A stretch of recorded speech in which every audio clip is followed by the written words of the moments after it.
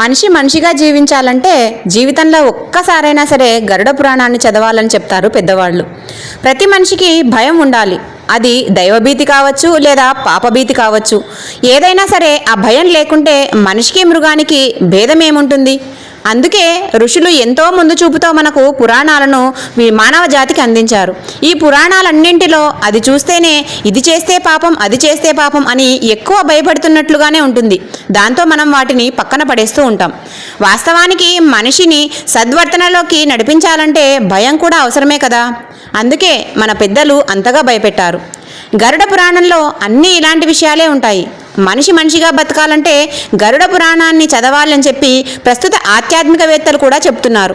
అంటే గరుడ పురాణం మనిషిని సన్మార్గంలో నడిపించడానికి మన పెద్దలు రాసిన ఒక మహత్తరమైన గ్రంథం.